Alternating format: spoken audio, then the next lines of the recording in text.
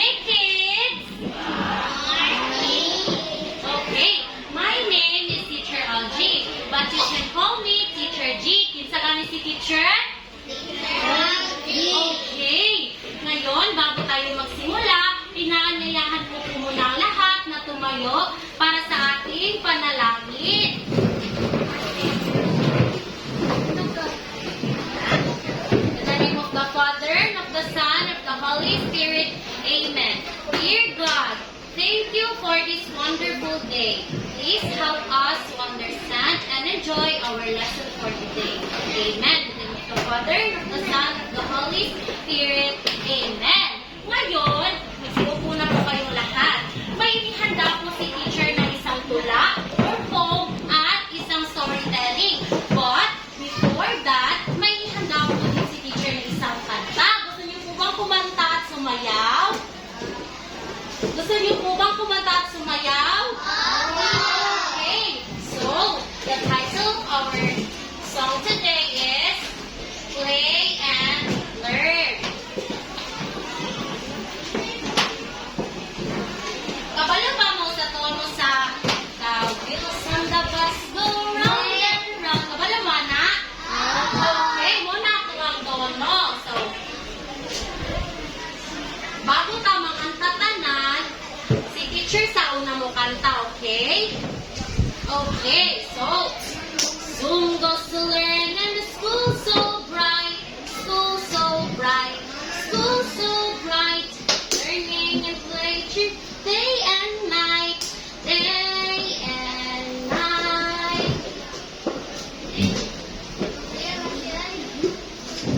Eh, gets ninyo? Say, kabukan na po. No slowing down, they're here to learn, here to learn, here to learn. Charge the fun, let's play and learn, play and learn. Kamo na po. Stand up tayo, stand up, stand up. Okay. 1, 2, 1, 2, 3, go. School goes to learn and the school so bright, school so bright, school so bright. Learning and play through day and night, day and night. No slowing down, we're here to learn, here to learn, here to learn. Charge the fun, let's play and learn, play and learn. One more time. Zoom goes to learn and school so bright, school so bright, school so bright. Learning and play through day and night, day and night. No slowing down, we're here to learn, here to learn, here to learn. Charge the fun, let's play and learn, play and learn. Wow, very good. Maglikod na ang tanan. So, karon, mag-proceed na ta sa atong tula. So, the title of our poem is Believes in Jesus. What is the title of our poem, kids?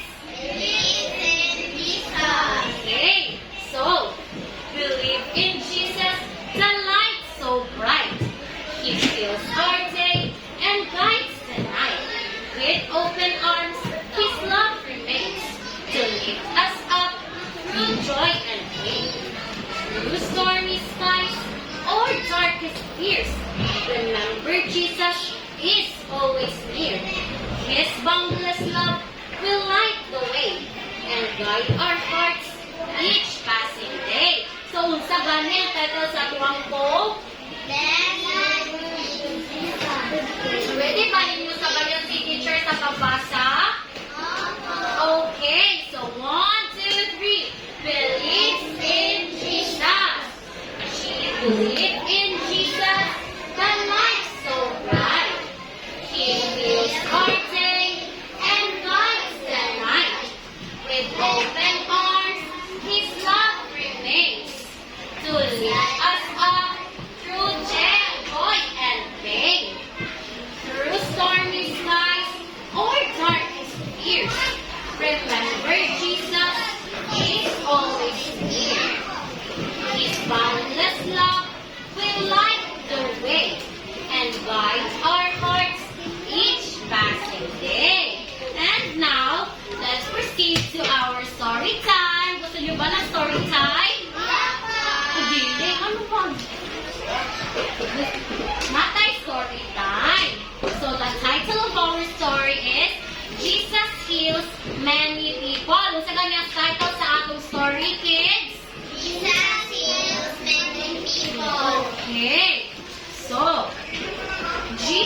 walked around much of the country, preaching and teaching and healing and talking. He met lots of people with lots of needs. He knew that many people were hurting. Kabalo daw si Jesus na daghang tao nga nangasakit. Jesus offered kindness and compassion everywhere he went. God loves you forever and ever, Jesus said. Unsa gani ang giingon ni Jesus? God loves you forever and ever. Muna ang giingon ni Jesus. Unsa gani giingon ni Jesus? Oh, very good si ate. God wants you to know Him and love Him, Jesus said. God wants you to know me and love me, God's Son, He said. I will love you forever. Jesus offered love and hope. Never before had anyone offered love and hope like Jesus did. God sent Jesus to His chosen people, the Israelites. First, God's plan was to show Jesus to the entire world to His chosen people. Ang first daw na plan ni God kay ipakilala si Jesus sa entire world. People believed in Jesus. Even people from neighboring countries, even Roman soldiers who ruled Israel. One Roman soldier believed Jesus was God's son. When the Roman soldier's servant became ill, nasakit daw ang servant sa Roman soldier. Ang Roman soldier kabaloon sa iyang buhaton. He hurried to find Jesus. Jesus, my servant is paralyzed and in great pain, the soldier said. I'll come and heal him, Jesus said. The Roman soldier didn't feel worthy to have Jesus inside his home. He knew that he wasn't part of God's chosen people. Kabalo daw siya nga dili siya part sa mga gipili sa God. But his faith was strong. He believed Jesus could heal his servant. Even if Jesus were far away from his home. Lord, I am not worthy that you should come into my house, the soldier said. Please, just say the word and I know my servant will be healed. The soldier's faith impressed Jesus. Na-impress daw si Jesus sa faith o sa pagtuo sa soldier. Because Jesus knew that many people of the Israelites' hearts were hard. Bakit daw kayo sila hard? Hindi sila mamitaw. And they didn't have the faith of this Roman soldier. Go on your way, Jesus said. This very moment, your servant will be healed. Do you think the Roman soldier felt right then? Do you think he ran all the way home to check on his servant? Do you think he told about his servants about miraculous healing? Most likely, the Roman soldier told everybody, giingon sa Roman soldier sa tanan, na naayo ang iyang servant. On another day, Jesus healed a man's daughter. Mali siya. Actually, Jesus brought her back to life. Giayo daw niya, or actually, gikuan niya ang bata, gibalik niya, kaya namatay man ang bata. Iyahang gibalik sa iyahang pinagiging. Yeah. A man named Jairus worked in a synagogue. That's another name of God's house of worship, simbahan. The synagogue leader hurried to find Jesus because his little daughter was very sick. Nagsakit daw iyahang kuwan, iyahang anak ni Jairus. Pinsagan niyang nagsakit? Anak ni? Oh, very good. The synagogue, Jairus loved his daughter dearly, and he knew Jesus would heal her. My daughter is dying, Jairus said when he found Jesus. Jesus had compassion on the man. Jesus started walking after Jairus to his home. Sabay daw sila. As always, large crowd followed Jesus, looking for healing from their diseases. Jesus healed a woman as they Sa paglakaw daw nila, nag-ayo pa daw si Jesus sa isang kababae na nai-diseases. Before the two men could get to Jairus' home, someone found Jairus and said, "Your daughter is dying. Your daughter is no longer living." Jesus told Jairus, "Don't be afraid. Keep believing." Sa gani ang giingon ni Jesus kay Jairus, don't be afraid. Keep believing. When they got to Jairus' house, Jesus went to the little girl's room, along with her mother and father. Yung sa gani ang kauban ni Jesus sa pag-adto sa room sa bata?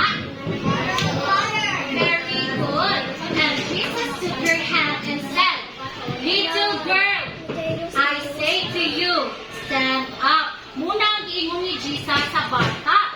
O kabalo ba mo ang sa'y nakita mo sa bata? Okay. Wala mo kabalo, di ba?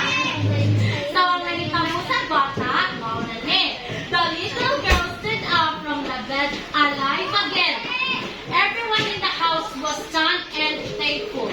Everywhere Jesus went, he amazed the people with his healing miracles.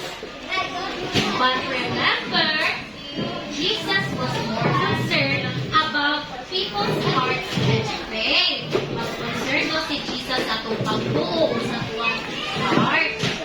He wanted them to know God and follow God, but he also cared about their needs. Jesus showed that he was the Son of God by performing miracles or himala and healing those who were sick or hurt. He told people that if they trusted in him and believed he was the Son of God, their hearts would be healed too, and they could one day live in heaven forever with Jesus.